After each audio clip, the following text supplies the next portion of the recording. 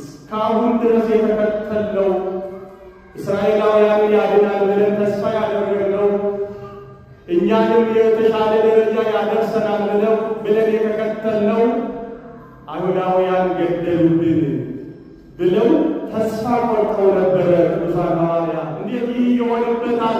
መልካም እያደረገ የታመሙትን እየፈወሰ የተጨነቁትን ከጭንቀታቸው እያወጣ 38 ዓመት ሙሉ አልጋ ላይ የተኛውን እየፈወሰ ዓይን የሌለውን ዓይን እያበራ 12 ዓመት ደም ሲፈሳት የነበረው ቀጥ አድርጎ አድኖ ማንም ፈላስፋ ማንም ዶክተር ሊያድን ያልቻለውን አድርጎ እንዴት ይህ ይደረግበታል እያሉ ይቆጩ ነበረ። ተስፋ ቆርጦ ወደ ኋላ እንዳይመለሱ፣ ከጽድቅ ሥራ ወደ ኃጢአት እንዳይመለሱ፣ ከመንፈሳዊ ወደ ዓለማዊ እንዳይመለሱ፣ ከማያልፈው ሥራ ወደሚያልፈው ሥራ እንዳይመለሱ እየተከተላቸው መለሳቸው ክርስቶስ። እግዚአብሔር አምላክ ኃጢአት መንገድ ይመልሰላቸው። እኛው ነገር እግዚአብሔር በዚህ ዓለም ላይ ስንኖር ተስፋ መቁረጥ እንደሌለብን ያስተምረናል። ሁለተኛው ደግሞ ሁልጊዜ እግዚአብሔር ከልባችን ከፈለግነው ከጠየቅነው እንደምናገኝ ያስተምረናል። ሶስተኛው ሁልጊዜ በሕይወታችን እግዚአብሔርን ማስገባት እንዳለብን፣ በሐሳባችን እግዚአብሔር ወይ ከፊት ቅደም፣ ያንተ ሐሳብ ይሆንልኝ የማስበው ብለን እግዚአብሔርን ወደ ሕይወታችን መጋበዝ እንዳለብን ያስተምረናል። እኒህ ሶስቱ ከአንተ ጋር የሚመላለሰው ከአንተ ጋር የሚኖረው ወንድምና እህት የማትወድ ከሆነ እየተጣላ እየተሰዳደር ክፉ እየተናገርክ እየኖር እግዚአብሔር ይወዳሉ ማለት ውሸት ነው። ሁላችንም መንገደኞች ነን አይደለን? መንገደኞች እኮ ነን። ነዋሪዎች ነን እንዴ? አይደለንም እኮ። ለጊዜው ነው የምንኖረው። ይህች ዓለም የኪራይ ቤት ናት። እንጓዛለን፣ ሌላ መንገድ አለብን ገና። እንደ ኤማሁስ መንገደኞች እንጓዛለን እኛ ከዚህ ዓለም ወደ ሌላው ዓለም፣ ከሚያልፈው ዓለም ወደማያልፈው ዓለም እናልፋለን።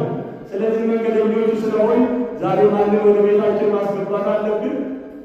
እግዚአብሔርን ወደ ቤታችን መጋበዝ ይኖርብናል። ሰዓቱ የንስሐ ጊዜ እንጂ ጊዜው አልፏል አሁንም ለእኛ። ስለዚህ ወደ እግዚአብሔር እንቅረብ፣ ቅዱስ ሥጋውን እንብላ፣ ክቡር ደሙን እንጠጣ፣ መጨረሻችንን ለእግዚአብሔር እንስጥ።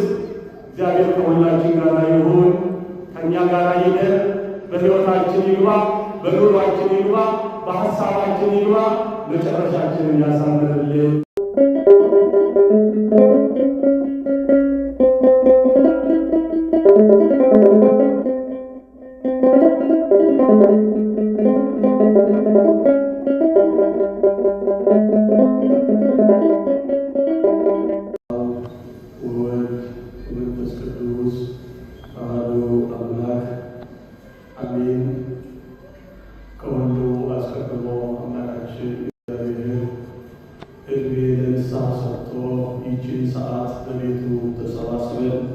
እንድናመሰግነው ስለፈቀደልን ክብርና ምስጋና ይድረሰው። ክቡር አባታችን ሊቀ ካህናት መምህር ሄኖክ የደብራችን አስተዳዳሪ፣ ክቡር ሊቀ ስዩማን ቀሲስ አክሊሉ የደብራችን ጸሐፊ፣ ክቡር መጋቤ ሐዲስ መምህር አባቶች ካህናት፣ ወንድሞች ዲያቆናት፣ ሰንበት ትምህርት ቤት ዘማሪያን፣ በዛሬ ዕለት ጋብቻችሁን በሥርዓተ ቤተ ክርስቲያን የተሰማችሁ ሙሽሮች፣ አባቶች፣ እናቶች፣ እህቶች፣ ወንድሞች ሁላችሁም እስከ ሞት ድረስ በወደደንና ባፈቀረን በገናናው በአምላካችን በመድኃኒታችን በኢየሱስ ክርስቶስ ስም እንደምን አደራችሁ? እንደምን ለዚህ ሰዓት ደረሳችሁ? ቅዱስ አምላካችን እግዚአብሔር በቸርነቱ ጠብቆ እግዚአብሔር ይመስገን ብለን ስሙን ጠርተን እንድናመሰግን ስለፈቀደልን ክብርና ምስጋና ይድረሰው። የእናታችን የንጽሕተ ንጹሐን የድንግል ማርያም አማላጅነት፣ የቅዱሳን አባቶቻችን ጸሎታቸው፣ በረከታቸው ከሁላችን ጋር ይሁን።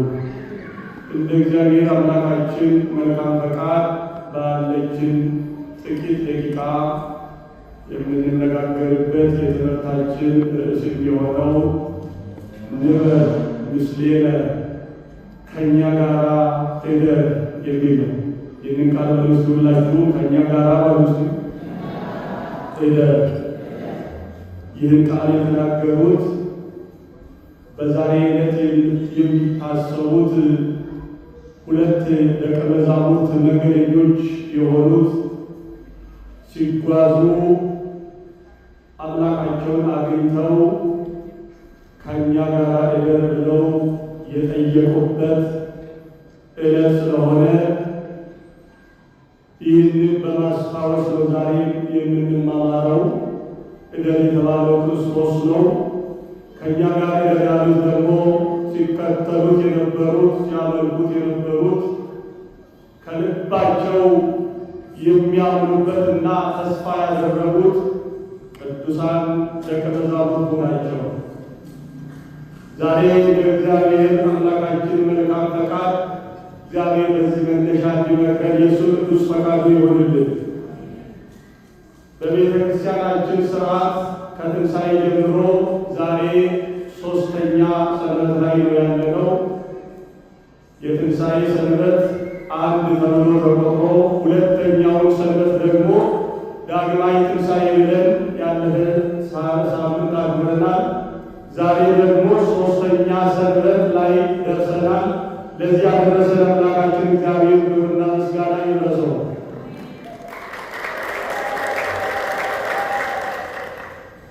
ይህን ኃይለ ቃል የምናገኘው ቅድም ዋናው ቀዳሽ ካህን በቅዳሴ መካከል ያነበቡልን የዕለቱን ወንጌል መነሻ በማድረግ ነው የምንነጋገረው።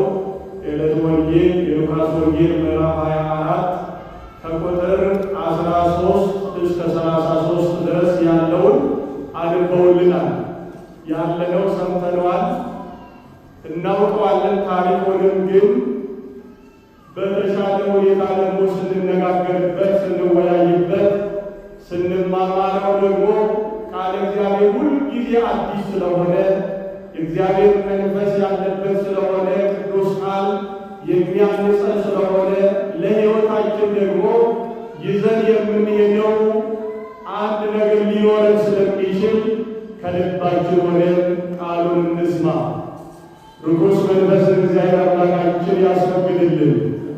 ከእኛ ጋር እደር። ይህንን ያሉት ቅዱሳን ደቀ መዛሙርቱ እንደምታውቁት ጥሩ ገቢ የሚያገኙበትን ስራቸውን ትተው አምላካችን መድኃኒታችን ኢየሱስ ክርስቶስ ኑ ተከተሉ ሲላቸው ሁሉን እርግፍ አድርገው ትተው የተከተሉት። እኔ ጥሩ ስራ ላይ ነው ያለሁት፣ ጥሩ ደሞዝ አለኝ፣ ይህን የመሰለ ገንዘብ ትቼ ይህን የመሰለ ስራ ትቼ እንዴት አንተን እከተላለሁ አላሉ። ሁሉም ትተው ተከተሉ ስላቸው አምላካቸው መሆኑን ስላወቁ አዳኛቸው መሆኑን ስለተረዱ ሁሉም ነገር ትተው ዓለም ላይ ያለው ነገር አይጠቅመንም ብለው ክርስቶስን ተከትለውታል። ቅዱሳን ሐዋርያት ሁሉም ትተው ስለተከተሉት በመጨረሻ ሰዓት ግን የመጨረሻ ሰዓት ክርስቶስ ይህንን ዓለም የታመሙትን ፈውሶ የሞቱትን ነፍሳት አስነስቶ የተጨነቁትን ጭንቀታቸውን ፈቶ ብዙ ችግር ውስጥ ያሉትን ሰዎች ከችግራቸው ፈቶላቸው መጨረሻ ሰው መዳን ያለበት በመስቀል ላይ ስለነበረ እስከ መስቀል ድረስ ቅዱሳን ሐዋርያት አልተለዩትም። በመስቀል ላይ ተሰቅሎ ወደ መቃብር በሚገባ ሰዓት ግን ቅዱሳን ደቀ መዛሙርት ተስፋ ቆረጡ። እስካሁን ድረስ የተከተልነው እስራኤላውያን ያድናል ብለን ተስፋ ያደረግነው እኛንም የተሻለ ደረጃ ያደርሰናል ብለን የተከተልነው አይሁዳውያን ገደሉብን ብለው ተስፋ ቆርጠው ነበረ። ቅዱሳን ሐዋርያት ክርስቶስ ተሰቅሎ ወደ መቃብር ሲገባ ይነሳል የሚባል ነገር በጭራሽ በውስጣቸው ሊመላለስም አልቻለም። በተለያየ መንገድ ቢነግራቸው፣ በተለያየ ምሳሌ ሊነግራቸው ሊያምኑት አልቻሉም። ከዛ በፊት ተደርጎ ስለማይታወቅ ከዚህ በኋላ ይህ ነገር ሊደረግ አይችልም ብለው ስላመኑ አይቶ ስላለ ስለማያውቁ ተስፋ ቆረጡ። ቅዱሳን ሐዋርያት ምን ተስፋ አለን ከዚህ በኋላ? ሁሉም ትተን የተከተልነው እንግዲህ አይሁዳውያን ገደሉብን፣ ከዚህ በኋላ ምንድነው ሕይወታችን እያሉ ተጨነቁ። ከቤት ወደ ውጭ መውጣት እንኳን አቃታቸው። ለምን? እሱን የምትከተሉ አልነበራቸውምን ብለው እነሱን እንዳይገድሏቸው ስለፈሩ እቤት ውስጥ ደጃቸውን ዘግተው ተሰብስበው ቁጭ ማለት ጀመሩ። ግማሾቹ ደግሞ አይ ከዚህ ወዲያ እንግዲህ ወደ ስራችን ብንመለስ ይሻለናል፣ ወደ ቀድሞ ኑሯችን ብንመለስ ይሻለናል ብለው ወደ ሰፈራቸው እየተመለሱ ነበር። የኤማውስ መንገደኞች በቃ ወደ ሰፈራችን ሄደን የቀድሞ ስራችንን ልንሰራ ይገባናል፣ ማንም ተስፋ አድርገን ነው ልንቀመጠው ብለው ተበታተኑ። ግማሾቹ በር ዘግተው ተቀመጡ። እነኚህ ደግሞ ሁለቱ ደቀ መዛሙርት ወደ ኤማውስ መንገድ ላይ ነበር የሚኖሩትና ወደ ሰፈራቸው ሲጓዙ በጣም እያዘኑ ነበር የሚጓዙት። ሲነጋገሩ የነበረው ይህን ሁሉ ደክመን ይህን ሁሉ ትተን ስራችንን ትተን ገንዘባችንን ትተን ለ3 ዓመት ለ6 ወር ተከትለን አሁን መጨረሻ ላይ እንዴት ይህ ይገጥመናል? ምን አይነት መከራ ነው? ምን አይነት ጨካኞች ናቸው? እንደዚህ በሰው ላይ ይህ ሁሉ መከራ ያደርሳሉ ወይ እያሉ ስለ ክርስቶስ መከራ እያንዳንዱ ከመጀመሪያው እስከ መጨረሻው የደረሰበትን እየተነጋገሩ ይጓዙ ነበረ ይላል። በዚህ ሰዓት አዝነው ተክዘው ሐዘን ውስጥ ሆነው በተመስጦ ሆነው እየተነጋገሩ ሲጓዙ ክርስቶስ መጣና ከእነሱ ጋር መንገድ መጓዝ ጀመረ። መንገደኛው መስላቸው እነሱ ሞቅ አድርገው ጨዋታቸውን እያወሩ ይሄዳሉ። ግን የሐዘን ጨዋታ ነው። የትካዜ ነበረ። ልባቸው እየተናደደ እየተቃጠለ ነበረ። እንዴት ይህ ይሆንበታል? መልካም እያደረገ የታመሙትን እየፈወሰ የተጨነቁትን ከጭንቀታቸው እያወጣ 38 ዓመት ሙሉ አልጋ ላይ የተኛውን እየፈወሰ ዓይን የሌለውን ዓይን እያበራ 12 ዓመት ደም ይፈሳት የነበረው ቀጥ አድርጎ አድኖ ማንም ፈላስፋ ማንም ዶክተር ሊያድን ያልቻለውን አድርጎ እንዴት ይህ ይደረግበታል እያሉ ይቆጩ ነበረ። ስለ እግዚአብሔር ስንነጋገር፣ ስለ እግዚአብሔር ድንቅ ሥራ ስንመሰከር እግዚአብሔር ወደ እኛ ይመጣል። ክርስቲያኖች ወደ ሕይወታችን ይምጣ እግዚአብሔር። እሱ ወደ ሕይወታችን ሲመጣ ብዙ ነገሮች ይቀየራሉ። የጨለመብን ሕይወት ይበራልናል። የተጨነቅንበት ጭንቀት ይወገድልናል። በሕይወታችን ውስጥ ይግባ አምላካችን እግዚአብሔር። ሲጨነቁ ሲያወሩ ወደ ኋላቸው ሲመለሱ ከጽድቅ ወደ ኋላ ወደ ነበረው ዓለማዊ ሥራ ሲመለሱ መጣና አምላካችን እግዚአብሔር ክብር ይግባውና ከእነሱ ጋር ማጥፋት ጀመረ። ምንድን ነው የምትነጋገሩት አላቸው። ተጋረና እያዘናችሁ የምትነጋገሩት ነገር ምንድን ነው አላቸው። ዞር አሉና መንገደኛ መስሏቸው አንተ የምንነጋገረው እስከ ዛሬ ለዚህ ሀገር እንግዳ ነህን? በኢየሩሳሌም አምላካችን ብለን የተከተልነው ሁሉም ጥለን የተከተልነው አምላካችን አይሁዳውያን ሊቃነ ካህናት መከራ አስንተውበት በመስቀል ላይ ሰቅለው እንደገደሉት ዛሬ ይህ ከሆነ 3ኛ ቀኑ ነው አሉ። የትንሣኤ ዕለት እኮ ነው ይህን የሚነጋገሩት ክርስቲያኖች። ሊቃውንተ ቤተ ክርስቲያን የትንሣኤ ዕለት ሁሉም ታርቀው መጨረስ ስለማይቻል እያመቻቹ በዚህ በዘመነ ትንሣኤ ስለ ትንሣኤው፣ ስለ ዕርገቱ፣ ስለ ጰራቅሊጦስ የሚነገርበት ዘመን ብሎ ዘመነ ትንሣኤ ብሎታል። የትንሣኤውን ነው ዛሬ የምንነጋገረው። ዕለተ ትንሣኤ ያደረጉት ነው። ስንተኛ ቀን ነው ይህ ከተደረገ አሉ? 3ኛ ቀን ነው። ከስቅለት ጀምሮ እስከ ትንሣኤ ድረስ ስንት ቀን ነው? 3 ቀን ነው ማለት ነው። ይህ ከተደረገ 3ኛ ቀን ነው አሉ። ያን ሁሉ ዕለት እኮ ነው ተስፋ ቆርጠው የተመለሱ ወደ ስራቸው። ወደ እነሱ መጣና ምንድን ነው የተደረገው እስቲ ንገሩኝ አላቸው። እንደማያውቅ ሆነው ሥጋ ለብሶ ስለመጣ እስቲ ይናገሩት ይውጣላችኋልና ምንድን ነው የተደረገው እስቲ በዝርዝር ንገሩኝ አላቸው። ከዚህም በኋላ መናገር ጀመሩ።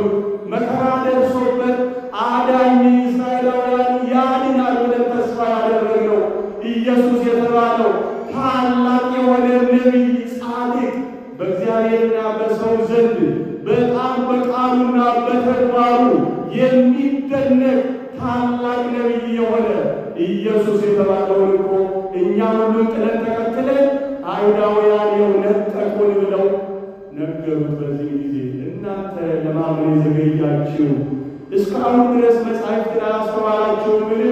ነቢያት የተናገሩትን እስካሁን ድረስ ሲደረግ የነበረውን እንዴት አላስተዋላችሁም? በሙሴ የተጻፈው በነቢያት የተነገረው እኮ እሱ እንደሚሰቀል እንደሚሞት በሦስተኛው ቀን እንደሚነሳ ነው።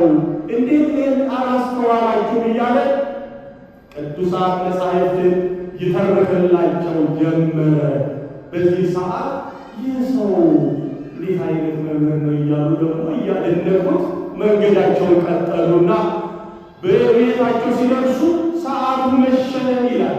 እየተጓዙ ሰዓቱ መሽቶ ነበረ። ቤታቸው ደረሱ። እሱ አልፎ የሚሄድ መሰላቸውና እንግዲህ ሰዓቱ መሽቷል፣ አንተ መንገደኛ ትመስለናለህና ና ወደ ቤታችን ግባ፣ ከእኛም ጋር እደር አሉት። የትምህርታችን ርዕስ ምንድን ነው? ከእኛ ጋር ምን በለው? ከእኛ ጋር እደር አሉት። እንግዲህ ደቀ መዛሙርት የጠየቁት ጥያቄ ነው። እኛም ልንጠይቀው የሚገባ ጥያቄ ነው ዛሬ። ማን ከእኛ ጋር ይደር? እግዚአብሔር ከእኛ ጋር ይደር። ወደ እኛም ቤት ይግባ። ወደ እነዚህ ደቀ መዛሙርት ቤት አብሯቸው ገባ። ከዚህ በኋላ አንከባከቡት፣ እግር አጥበው የሚበላ የሚጠጣ አቀረቡለት። መንገደኛ ነው ብለው በደግነታቸው በቀደሙት አባቶች ሲደረግ የነበረው እና አብርሃም በመንገድ ዳር ቤት ሰርተው መልካም ስራ ሲሰሩ እንደነበረ እንግዶች ይቀበሉ እንደነበረ ያውቁ ነበርና ያንን መልካሙን ተግባር ማድረግ ጀመሩ። ቤታቸው አስገብቶ ማዕድ አቀረቡለት። ከዚህ በኋላ ክርስቶስ ማዕዱን ባረከ፣ ጸለየበትና ቆርሶ ሰጣቸው ይላል። በዚህ ሰዓት ያንን የተባረከውን ማዕድ ሲቀምሱ ዓይናቸው በራ። ማን መሆኑን አወቁት። ክርስቶስ መሆኑን ተረዱት። እስካሁን ድረስ መንገደኛ ነው ብለው ዝም ብለው ነበር የሚያወሩት። አሁን ግን ያንን የተባረከ ማዕድ ሲቀምሱ ዓይናቸው ተከፈተ፣ አወቁት። ወዲያው ሲያውቁት ደግሞ ተሰወረባቸው። ወዴት እንደሄደ አጡት። ይህ ነገር ምንድን ነው? እኛ በመንገድ እያለ መጽሐፍ ይተረክልን ነበረ። ይህ ሰው እኛ የማናውቀውን ሁሉ እያሳወቀን ነበረ። አሁን ደግሞ እሱ መሆኑን አይተን እዚህ ጋር ወዴት ሄደብን? ተመልሰን ወደ መጣንበት መመለስ አለብን አሉና ሐዋርያት ደጅ ዘግተው እቤታቸው ውስጥ ተቀምጠው እያሉ ወዲያው በደስታ ወደ ኢየሩሳሌም ተመለሱና ሐዋርያት ቤት ውስጥ ተሰብስበው ሳሉ እዛ ደረሱ። እነሱ ጋር ደርሰው እንደዚህ እኮ ክርስቶስን አግኝተነዋል፣ በመንገድ ላይ እኮ ሲያስተምረን ነበረ፣ ከእኛ ጋር ገብቶ ማዕድ አቅርበንለት ባርኮ ሲሰጠን እኛ አላወቅነውም ነበረ። ከዛ በኋላ እሱ መሆኑን አወቅነው፣ አየነው፣ ተነስቷል ብሎ መሰከሩ። ይህንን ሐዋርያት መካከል ሲመሰክሩ ክርስቶስ ደግሞ መጣና በተዘጋ ደጅ ውስጥ በመካከላቸው ተገኘ። አሁን ሁለቴ ቆመና ሰላም ለእናንተ ይሁን አላቸው። እንዴት ያስደስታል! እስቲ አመስግኑ እግዚአብሔር አምላክ። ሰው ተስፋ ሲቆርጥ በሐዘን ውስጥ ሲሆን ዓለም ጨልሞብኛል ብሎ በእግዚአብሔር ላይ ተስፋ ቆርጦ ሲኖር እግዚአብሔር ወደ ሕይወታችን መጥቶ እንደዚህ ሲያጽናና እንዴት ደስ ይላል! ክርስቲያኖች እኒህ ሐዋርያት እኮ ምንም ተስፋ የለንም ብለው ተስፋ ቆርጠዋል። ከዚህ በኋላ ግን ተስፋ ቆርጦ ወደ ኋላ እንዳይመለሱ፣ ከጽድቅ ሥራ ወደ ኃጢአት እንዳይመለሱ፣ ከመንፈሳዊ ወደ ዓለማዊ እንዳይመለሱ፣ ከማያልፈው ሥራ ወደሚያልፈው ሥራ እንዳይመለሱ እየተከተላቸው መለሳቸው ክርስቶስ።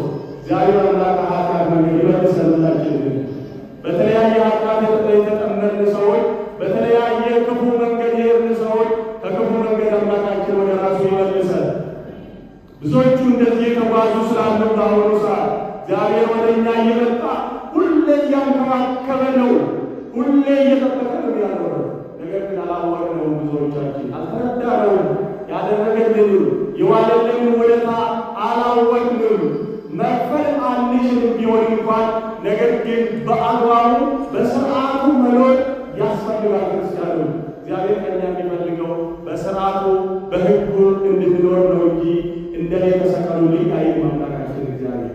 እሱ አንዴ ለዓለም ሁሉ መድኃኒት ሆኖ ራሱን ሰውቶ ለእኛ መድኃኒት ሆኖልናል።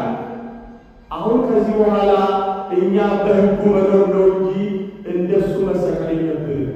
ሕጉን ጠብቀን ግን መኖር ከእኛ ይጠበቃል። በአጭሩ በደስታ ወደዛ ተመለሱ። በመካከላቸው ተገኘ፣ ተስፋቸውን አለመለመላቸው። ክብርና ምስጋና ለእሱ ይሁን። ዛሬ ይህ ለምን አስፈለገ? እኛ ስንል ነው የምንማረው። ከዚህ እኒህ ደቀ መዛሙርት እኮ ሁሉም ጥለው ተከትለውታል። በኋላ ግን ተስፋቸው ተማጠጠ፣ ሁሉ አለቀባቸው። ወደ ቀድሞ ስራቸው ሲመለሱ እግዚአብሔር ደረሰላቸው። አንደኛው ነገር እግዚአብሔር በዚህ ዓለም ላይ ስንኖር ተስፋ መቁረጥ እንደሌለብን ያስተምረናል። ሁለተኛው ደግሞ ሁልጊዜ እግዚአብሔር ከልባችን ከፈለግነው ከጠየቅነው እንደምናገኝ ያስተምረናል። ሶስተኛው ሁልጊዜ በሕይወታችን እግዚአብሔርን ማስገባት እንዳለብን በሐሳባችን እግዚአብሔር ወይ ከፊት ቅደም፣ ያንተ ሐሳብ ይሆንልኝ የማስበው ብለን እግዚአብሔርን ወደ ሕይወታችን መጋበዝ እንዳለብን ያስተምረናል። እኒህ ሶስቱ ነጥቦች እንዲያቸው በዚህ በመዝሙረ ዳዊት መዝሙር 24 ቁጥር 3 ላይ ስንመለከት ልባሉ ላይ ዳዊት አስቀምጠልናል። አንተን ተስፋ የሚያደርጉ አያፍሩም ይላል። አንተን ምን የሚሉ ተስፋ የሚያደርጉ አያፍሩም። እግዚአብሔር ያሳፍረናል። የሚያሳፍር አምላክ ነው የምናመልከው አይደለም፣ የሚያሳፍር አይደለም። እነዚህ እኮ ተስፋ ሲቆርጡ ተስፋቸውን አለመለመላቸው። ስለዚህ እኛም በዚህ ዓለም ላይ ብዙ ሀሳብ ሊኖረን ይችላል። ዓለም ላይ ሲኖሩ መቼም ሁሉ ተመቻችቶ አይኖርም። ውጣ ውረድ አለ፣ ማግኘት አለ፣ ማጣት አለ፣ መታመም አለ፣ ጤና መሆን አለ፣ ችግር አለ፣ ደስታ አለ። እየተፈራረቀ ነው የሆነበት ሕይወት ላይ። ስለዚህ እነኚህ ሁሉ በሚገጥሙ ሰዓት ተስፋ መቁረጥ የለብንም። ማን ስላለን ማለት ነው? አምላካችን እግዚአብሔር ስላለ ሁልጊዜ በእሱ ላይ ተስፋ አድርገን አንተ ታውቃለህ። መከራ ቢመጣ፣ ሐዘን ቢመጣ፣ ውድቀት ቢመጣ፣ ብዙ ችግሮች ቢደርሱብንም አንተ ታውቃለህ ብለን ተስፋችን በእሱ ላይ መጣል እንዳለብን የሚያስተምረን ነው። ተስፋ ሲቆርጡ ደረሰላቸው፣ ተስፋቸው አለመለመላቸው። ይሄ ነው አንደኛው። ሁለተኛው ደግሞ ሁልጊዜ የምንፈልጋቸውን ነገሮች ከልባችን መጠየቅ እንዳለብን ነው። እግዚአብሔርን ከልብ ከጠየቅነው ምንም ነገር አያሳፍረንም። ለምኑ ይሰጣችኋል፣ አንኳኩ ይከፈትላችኋል ብሎናል። አለማመናችን ነው ችግሩ። አሁን እኛ የማናገኝበት ስንለምን ልባችን ተሰብስቦ ነው ወይ? ስንጸልይ ልባችን ተሰብስቦ ነው ወይ? ስንት ቦታ ነው የምንደርሰው? ጸሎት ስንጀምር ስንት ቦታ ልባችን ይሰረቃል። ያ ነው ችግሩ። ልባችን ሰብስበን ስለማንጸልይ ከልባችን ስለማንጠይቀው ጥያቄያችን ቶሎ መልስ አያገኝም። ግን መልስ የሚያገኝበት ጊዜ አለ። አንድ ቀን መልስ ያገኛል።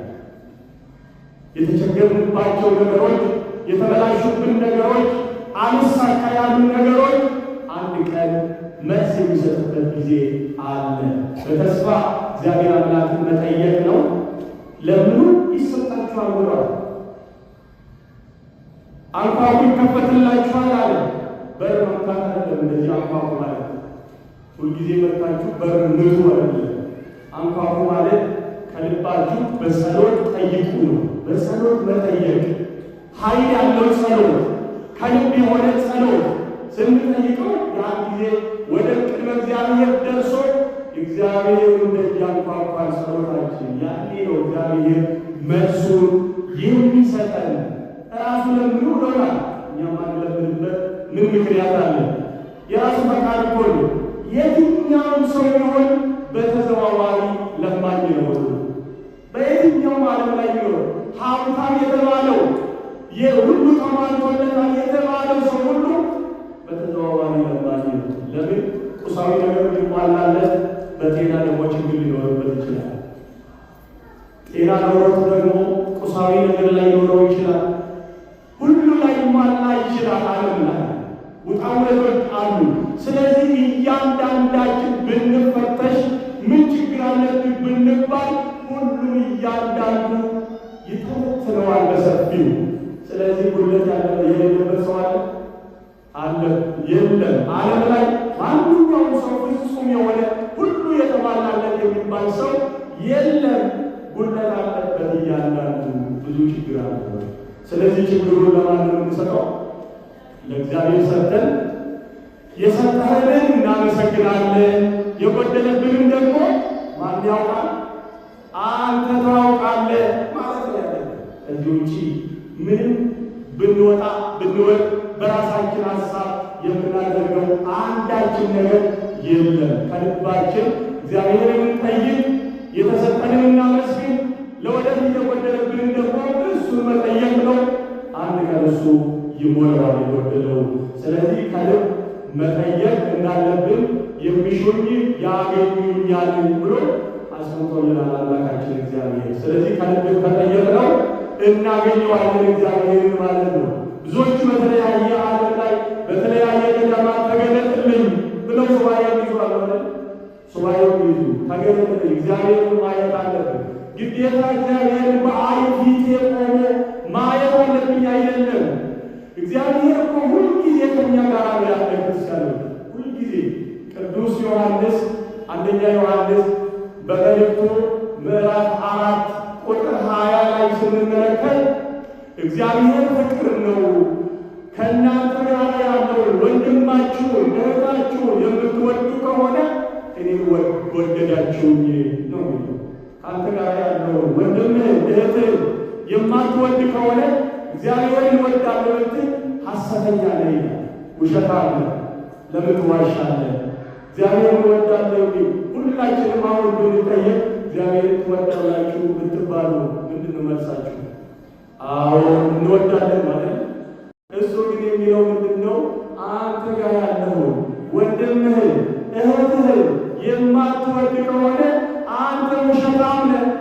የምታየው ከአንተ ጋር የሚመላለሰው ከአንተ ጋር የሚኖረው ወንድምና እህት የማትወድ ከሆነ እየተጣላ እየተሰዳደር ክፉ እየተናገርክ እየኖር እግዚአብሔርን ይወዳል ማለት ውሸት ነው። ስለዚህ እግዚአብሔርን የሚወድ ሰው ማንን ይወዳል? ከጎኑ ያለውን ጓደኛውን፣ ወንድሙን፣ እህቱን። ወንድም እህት የሚለው ስንት ነው? መጽሐፉ በዛ ስለሚያስቀምጥ ነው እንጂ ሁላችንም የማን ልጆች ነን? የእግዚአብሔር ልጆች ነን። ወንድማማች ነን ሁላችንም እኮ። እዚህ የምንታየው በአርአያውና በአምሳሉ የተፈጠርን ሁላችንም እህትማማቾች እኮ ነን። ግዴታ አንድ አባት አንድ እናት መወለድ አይደለም። ያ የሥጋ ሥራ ነው። በመንፈሳዊ አይን ግን ወንድማማችና እህትማማቾች የምንባለው በእግዚአብሔር ስም የተጠራ ነው። ሁላችንም ወንድምና እህት ነን። ስለዚህ መጣላት አለብን፣ እርስ በርሳችን መጣላት አለብን፣ ክፉ መነጋገር አለብን፣ ፍቅር መጥፋት አለበት። እርስ በርሳችን ተፋቅረን እንድንኖር ነው የምንፈልገው። ስለ ፍቅር እኮ ዓለማውያን ብዙዎቹ ተንትነውታል በሰፊው። ዓለማውያን መንፈሳውያን ሊቃውንትን ስለ ፍቅር ተንትነውታል በብዙ። ግን መጨረሻ ፍቅር አይነገርም በሕይወት የሚኖሩበት ነው ብለው ዘግተዋል። ዓለም ውስጥ ያለው ፍቅር በሕይወት የሚገልጹት እንጂ በአፍ የሚያወሩት አይደለም። እወድሃለሁ እወድሻለሁ የሚሉ ብዙዎች ዓለማውያን ሊኖሩ ይችላሉ። ነገር ግን የአፍ አይደለም ፍቅር፣ በተግባር የሚገለጽ ፍቅር ነው። ክርስቶስ በተግባር ገልጾ እኮ ነው በመስቀል ላይ ተሰቅሎ በአደባባይ በቀራንዮ አደባባይ ፊት ለፊት ተሰቅሎ ነው ፍቅሩን እኮ የገለጸ። ያንን እናስብን። እኛ ኃጢአተኞች ስንሆን ኃጢአታችንን ሳያስብብን ይቅር ያለን አምላክ፣ ለእኛ ሲል ይህን መከራ የተቀበለ አምላክ ለምን እናስብም? እሱን አስብን እኮ መዋደድ ያለብን።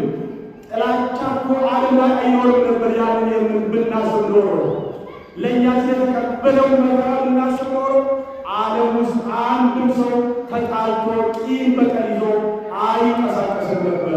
ስለማናስብ ግን ዓለማውያን ስለሆን ስለ ዓለም ስለምናስብ ዝም ብለን ስለ እዚህ ዓለም ብቻ ስለምንኖር አብለጭላጭ ነገር ብቻ ስለምናባረር የክርስቶስ ድንቅ ሥራ ስለማናስተውል እንጣላለን። ለቁሳዊ ነገር እንጣላለን፣ ለሚያልፍ ነገር እንጣላለን፣ ክፉ ነገር እንነጋገራለን፣ ከእግዚአብሔር እናስቀይማለን። እርስ በርስ ስንጣላ ማንን ጣላን ማለት ነው? እግዚአብሔር ጣላን ማለት ነው። አንድም ሰው ስንሰድበው እግዚአብሔር እንደሰደበ ነው። እግዚአብሔር በሰዎች ላይ አድሮ ነው ስራውን የሚሰራ። ክፉ ነገር ካፋችሁ ሲወጣ እግዚአብሔር ይወደዋል ይቅር ይበለን እንጂ ብላችሁ የምትናገሩት ነገር እኮ እግዚአብሔር አይወደው። እሱን እየሰደባችሁ ነው። ይቅር በለኝ ብሎ መስደብ አለ። አንድም ሰው ይቅርታ አድርግልኝ ብሎ የሚሰድብ ሰው አለ? ሊሰድብ ነው ይቅርታ አድርግልኝ ብሎ ይጀምራል። እንደዛ ማለት ነው። እግዚአብሔር ይቅር ይበለኝ እንጂ ብሎ ሌላውን ሰው ማማት፣ ሌላውን ሰው መስደብ፣ ሌላ ሰው ላይ ክፉ ነገር መናገር እግዚአብሔርን መስደብ ነው ማለት ነው። ስለዚህ የእግዚአብሔር ልጆች እግዚአብሔር እኛን ፈልጎን ከየተከተለ ወደ ኋላ ብንመለስ እንኳን ኑ ወዴት ትሄዳላችሁ እያለ እየመለሰን ነው። ዛሬ የኤማሁስ መንገደኞች እኮ እኛ ነን። ሁላችንም መንገደኞች ነን አይደለን? መንገደኞች እኮ ነን። ነዋሪዎች ነን እንዴ? አይደለንም እኮ። ለጊዜው ነው የምንኖረው። ይህች ዓለም የኪራይ ቤት ናት። እንጓዛለን፣ ሌላ መንገድ አለብን ገና። እንደ ኤማሁስ መንገደኞች እንጓዛለን እኛ ከዚህ ዓለም ወደ ሌላው ዓለም፣ ከሚያልፈው ዓለም ወደማያልፈው ዓለም እናልፋለን። ስለዚህ መንገደኞች ስለሆን ዛሬ ማንን ወደ ቤታችን ማስገባት አለብን? እግዚአብሔርን ወደ ቤታችን መጋበዝ ይኖርብናል። ሦስተኛው ከእኛ ጋር እደር ብለው ወደ ቤታቸው መጋበዛቸው ነው። እኛ ወደ ቤታችን እንጥራ። እግዚአብሔር በሕይወታችን ውስጥ ና ግባ።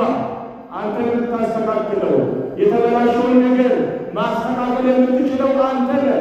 የጎደለውን መሙላት የምትችል አንተ ነህ። የተጣመመውን ማቃናት የምትችል አንተ ነህ። በሕይወታችን ውስጥ ግባ ብለን ና ከእኛ ጋር እደር መለሱ። እሱ ስናስወጣው እኮ ነው ነገሮች የሚበላሹት። ዓለም ላይ እግዚአብሔርን አስወጥቶ የሚኖሩ ሰዎች እኔ ብቻ ነኝ የምኖረው፣ በራሴ ኃይል የምኖረው፣ በራሴ ገንዘብ የምኖረው፣ በራሴ ስልጣን የምኖረው፣ በመሬት ላይ የምኖረው ማለት አይቻልም። ማነው የሚያኖረን? አምላካችን እግዚአብሔር ነው የሚያኖረን። ክብርና ምስጋና ለእሱ ይሁን። አንድ ያመስግኑት። እግዚአብሔር በሕይወታችን ውስጥ ከገባ የጨለመብን ነገር ሁሉ ብርሃን ይሆናል። እግዚአብሔር ከእኛ ጋር ካደረ የተመሰቃቀለብን ነገር ሁሉ ይስተካከላል። እግዚአብሔር በእኛ ቤት ከገባ የጎደለብን ያጣነው ነገር በበረከት ይሞላል። ማን ከእኛ ጋር አይደር? እግዚአብሔር ከእኛ ጋር አይደር። በኑሯችን ውስጥ፣ በትዳራችን ውስጥ፣ በምንሰራው መስሪያ ቤታችን ውስጥ ማን ከእኛ ጋር ይግባ? እግዚአብሔር ከእኛ ጋር ይግባ። አምላካችን እኮ ለሐዋርያት ሲያስተምራቸው ተስፋ እንዳይቆርጡ ነግሯቸው ነበረ። በማቴዎስ ወንጌል ምዕራፍ 28 ቁጥር 20 ላይ ስንመለከት እኔ እስከ ዓለም ፍጻሜ ድረስ ሁልጊዜ ከእናንተ ጋር ነኝ ብሏቸዋል። ሐዋርያት አላስተዋሉትም እንጂ እስከ ዓለም ፍጻሜ ድረስ ሁልጊዜ ከእናንተ ጋር፣ ሁልጊዜ ነው የሚለው። በየቀኑ በየደቂቃው ከእናንተ ጋር ነው። አሁን ማለት ከእኛ ጋር አለ ማለት ነው። እግዚአብሔር ከእኛ ጋር አለ። በስሙ ስንሰባሰብ እግዚአብሔር በመካከላችን አለ። ስናመሰግነው እግዚአብሔር በመካከላችን ይገኛል። ሁለትም ሦስትም ሆናችሁ ከተሰባሰባችሁ በመካከላችሁ ምን እላለሁ? እገኛለሁ አለ። ለዚህ እኮ ነው የምንሰባሰበው፣ ያለ ምክንያት አይደለም። መሰባሰባችን በከንቱ አይደለም፣ እግዚአብሔር በመካከላችን ስለሚገኝ ነው። በቤተ ክርስቲያን ጋብቻቸውን የሚፈጽሙት ክርስቲያኖች እግዚአብሔር የሚገኝበት ቦታ ስለሆነ ነው። ዓለማዊ ጋብቻ ሊኖር ይችላል። ነገር ግን ወደዚህ እግዚአብሔር ወዳለበት በትዳራችን ውስጥ እንዲገባ ከእኛ ጋር እንዲያድር እሱ እንዲያቃናልን ብለው ዛሬ የተጋቡት ሙሽሮችን ራሳቸውን ለእግዚአብሔር ሰጥተው እግዚአብሔርን ጠርተዋል ወደ ጋብቻቸው ማለት ነው። እንደ ዶኪማስ እኮ እናቱን እስከ ልጇ እስከ ሐዋርያት ድረስ አይደል ወደ ሰርጉ የጠራ። እናንተ እድምተኞች ናችሁ ማለት ነው ለእነዚህ ሙሽሮች። ስለዚህ ኑና ሰርጌን ተሳተፉ፣ ከኔ ጋር ሁኑ ባርኩን ብለው ጠርተዋቸዋል ማለት ነው። እነሱ እያንዳንዱ ወረቀት ልኮ ማይጠሯችሁ ማን ጠርቷቸዋል ማለት ነው? እግዚአብሔር ጠራችሁ አይደለም? ሰው ራሱ ለእግዚአብሔር ሲሰጥ እግዚአብሔር ደግሞ ምን ያደርጋል? ሌሎቹን ይጠራቸዋል ማለት ነው፣ አጃቢዎቹ። ስለዚህ እኛ ተሰባስበን ለራሳችን ጥቅም መተን ለእነሱ ደግሞ አጃቢዎች አድርጎ እግዚአብሔር አምላክ አዘጋጀ ማለት ነው። ስለዚህ ጋብቻ በቤተ ክርስቲያን ስንፈጽም እግዚአብሔር በካህናቱ ላይ አድሮ ይባርካል። እግዚአብሔር በቤቱ ስንቆም በፊቱ ራሳችን ዝቅ ስናደርግ እሱ በሰዎች ላይ አድሮ ይባርከናል። በቤታችን ይገባል። የተባረኩ ልጆች ይወልዳሉ። የተባረከ ትዳር ይሆናል። ስለዚህ እንደ ዓለማዊ ልንመለከት አይገባም። ጋብቻችንን በቤተ ክርስቲያን ማድረግ ይኖርብናል። ክርስቲያኖች፣ የትኛውን ክርስቲያን ጋብቻውን በቤተ ክርስቲያን ማድረግ ያለበት? በቤተ ክርስቲያን ብዙ ጊዜ በቤተ ክርስቲያን ከተጋባን መፋታት የለም፣ መለያየት የለም ቤተ ክርስቲያን ከተጋቡ። ስለዚህ አይታወቅምና በዓለማዊ ልናደርግ ይሻላል ይላሉ ብዙዎች። ገና ለገና ይህ ጋብቻ በፍቺ የታቀደ ጋብቻ ለማለት ነው። በቤተ ክርስቲያን ከተጋባን ምን የለም?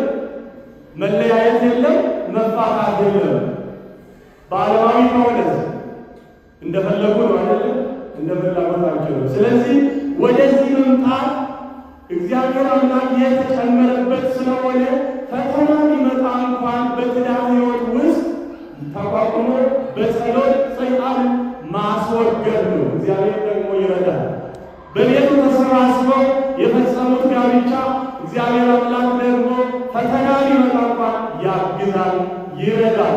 በጸሎት መዋጋት ነው እንጂ ገና ለገና ልንለያይ እንችላለን ብሎ ዕቅድ ማስቀመጥ የሰይጣን ሥራ ስለሆነ ከእንዲህ አይነት ሀሳብ ልትወጡ ይገባል። ክርስቲያኖች፣ ቤተ ክርስቲያን ሁሉ ጊዜ ልጆቿን ትድራለች። ተወስናችሁ ኑሩ፣ ሕይወታችሁን አቅኑ፣ በዝሙት ከመቃጠል መጋባት ይሻላል አለ ቅዱስ ጳውሎስ።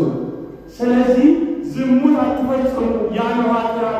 ጋብቻ ቅዱስ ነው፣ እግዚአብሔር ተገኝቶበት የባረከ። ዛሬም ቢሆን የሚጋቡት ሰዎች እግዚአብሔር ተገኝቶ የሚባርከው ጋብቻ ነው ማለት ነው። የትኛው ወጣት በቤተ ክርስቲያን ነው መጋባት ያለበት? ቤተ ክርስቲያን ይህን መልእክት ሁሌ ታስተላልፋለች። በዓለማዊ ጋብቻ አይባልም። እዛ ጋር እግዚአብሔር አይጠራበትም፣ ስለ እግዚአብሔር አይጠራም፣ እግዚአብሔር አይገኝበትም። ዓለማዊ ጋብቻ ወደ እግዚአብሔር ቤት ማምጣት ነው። በተለያየ ነገር ዓለም ውስጥ ልትጋቡ ትችላላችሁ። በቤተ ክርስቲያን ግን ማሰር አለባችሁ። በሥጋ ወደ ውስጥ በቁርባን ወደዚህ መቅረብ ይኖርባችኋል። በብዙ መንገድ ተጋብታችሁ ሊሆን ይችላል። አሁን ልታድሱ ይገባል። በቁርባን ማደስ ይቻላል፣ ምንም ችግር የለም። ንስሐ ገብቶ ወደ ሥጋ ወደ መቅረብ ነው። ማሰሪያው እሱ ነው። ከዚያ ውጭ የሆነ ሕይወት አይባልም። ክርስቲያን እንዲሁም ለጊዜው እንኖራለን እንጂ ኑሮ አይባልም። በተጠርተን ልንኖር እንችላለን። እግዚአብሔር የሌለበት ኑሮ ከንቱ ነው የሚሆነው። ስለዚህ ማንን ወደ ቤታችን እንጥራ? እግዚአብሔርን ወደ ሕይወታችን እንጥራ። በጋብቻችንም እግዚአብሔርን እናስባርከው። በቤቱን ጋብቻችንን እንፈጽም። እግዚአብሔር አምላክ ይባርከናል፣ መጨረሻችንን ያሳምርልናል። በቤተ ክርስቲያን የተጋባ ደግሞ ፈተና የለበትም ማለት አይደለም። ፈተና ሊፈተን ይችላል። ነገር ግን ለፈተናው በሩን የምንከፍተው እኛው ራሳችን ለሰይጣን በሩን ካልከፈትነው ሰይጣን በሕይወታችን ሊገባ አይችልም። ብዙ ጊዜ ሰይጣን ያሳስቶን ይህን ተናገር ሳላውቁ ሰይጣን አደባብሮ ይህን ሰራው ስህተት ሰራው ብሎ የሚናገሩ ሰዎች እንሰማለን። ሰይጣን እኮ እኛ በሩን ካልከፈትንለት በጸሎት ከዘጋንበት ወደ እኛ ሊገባ አይችልም። እኛ ፊት እየሰጠን ለዓለም እንዲመች እያደረግን ሕይወታችን ወደ ዓለም ስንሄድ እሱ ደግሞ በዛች ክፍተት ይገባና በሕይወታችን ውስጥ ገብቶ ይጫወትብናል ማለት ነው። ስለዚህ በሩን መዝጋት ነው። ከቅድስና ሕይወት የሚያወጣንን መንገድ፣ ከመንፈሳዊ ሕይወት የሚያርቀንን መንገድ፣ ወደ ርኩሰት የሚወስደንን መንገድ መዝጋትና ወደ ቅድስና የሚወስደንን መንገድ ይዘን እንጓዝ። እግዚአብሔር አምላካችንን በውስጣችን እናስገባ። በኑሯችን በትዳራችን እንጥራው። እሱ በመካከላችን ከተገኘ ብንፈተን እንኳን እናሸንፈዋለን። ድል እንነሳዋለን ፈተናው ቢመጣ። ስለዚህ በዛሬው ዕለት ጋብቻችሁ በቤተ ክርስቲያን የፈጸማችሁ እግዚአብሔር አምላክ ትዳራችሁ የተባረከ ያድርግልን። የቀደሙትን አባቶቻችን ጋብቻ የባረከ አምላክ የእናንተንም ጋብቻ ይባርክላችሁ። ቀጣይ ሕይወታችሁ የሰመረ ይሁን። ያላገባችሁም ደግሞ ለዚህ ክብር ያውቃችሁ። ያገባችሁም ደግሞ ወደ ሥጋ ወደሙ ያልቀረባችሁ ለሥጋ ወደሙ ያውቃችሁ። ወደ ሥጋ ወደሙ ቀረቡ። እግዚአብሔር አምላክ የሚገኘው በዚህ ነውና ሕይወታችን አጭር ስለሆነ ጊዜው መሽቷል ነው ያሉት ሐዋርያት። ጊዜው መሽቷል። አሁን ከኛ ጋር የለም። አሁን የእኛ ጊዜ ምን ያህል እንደሆነች እናውቃለን። እድሜያችን መቼ እንደሆነች እናውቃለን። ያቺ የመሸብን ስንቶቻችን አለን እኮ ሰዓታችን የምንጠብቅ ሰዎች አለን በዚህ ሰዓት። ስለዚህ ሰዓቱ የንስሐ ጊዜ እንጂ ጊዜ ዋልቋል አሁንም ለኛ። ስለዚህ ወደ እግዚአብሔር እንቅረብ፣ ቅዱስ ሥጋውን እንብላ፣ ክቡር ደሙን እንጠጣ፣ መጨረሻችንን ለእግዚአብሔር እንስጥ። እግዚአብሔር ከሁላችን ጋር ይሁን፣ ከእኛ ጋር ይደር፣ በሕይወታችን ይግባ፣ በኑሯችን ይግባ፣ በሐሳባችን ይግባ፣ መጨረሻችንን ያሳምርልን። ወስብሐት ለእግዚአብሔር ወለወላዲቱ